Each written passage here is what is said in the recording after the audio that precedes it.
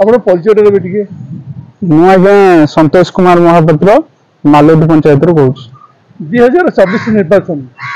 ଏ ପରିପ୍ରେକ୍ଷୀରେ ଆମେ କେମିତି ମାନେ ନେତା ବାଛି ପାରିବା ବ୍ରହ୍ମଗିରି ନିର୍ବାଚନ ମଣ୍ଡଳୀ? एक्चुअली 2024 इलेक्शन आमे एइभली नेता चाहूछु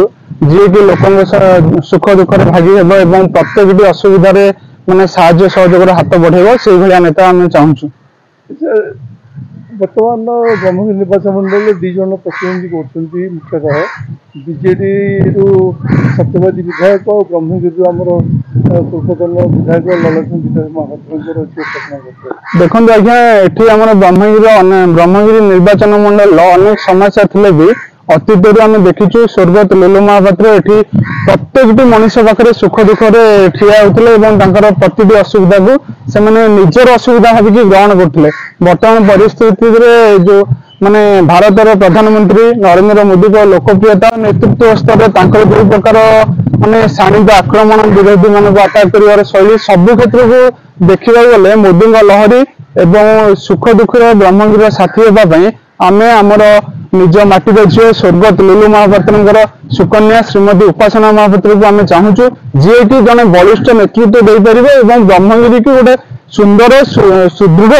निर्वाचन मंडल सारा ओडिशा रे परिचित करें। आउ वर्तमान परिस्थिति में बीजेडी जहाँ को कहूँ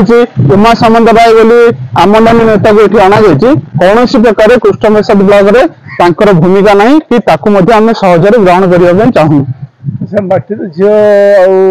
बर्तमान बाहर ब्रह्मगिरी सत्यवादी विधायक देखो आज्ञा ये माटी झील अपेक्षा आम मुख्यतः चाहूँ कौन दलगत निर्विशेष जी लोक सुख दुख रहा चाहिए माने अच्छी अतीत आम देखीचु स्वर्गत लुलु महापात्र जी कि ना बीजेडी ना कांग्रेस ना स्वाधीन ना बीजेपी कौन दलगत निर्विशेष से स्पिरिट नहीं सुकन्या जेहेतु श्रीमती उपासना महापात्र आसी आम चाहूँ युवपीढ़ी हिसाब से माने उपासना महापात्र को सक्रिय करूँ ब्रह्मगिरी निर्वाचन मंडल विपुल भोटे जितेबू कारण अतीत आपण मैंने देखि आम माटीर पुआ संजय दास वर्मा जी कि चिटफंड ठारू चिटफंड दुर्नीति हो कि चित्तरंजन घड़ी पीएस जोटा मृत्यु घटना सबू क्षेत्र में सी संपृक्त अच्छा तेणु से नेता से दल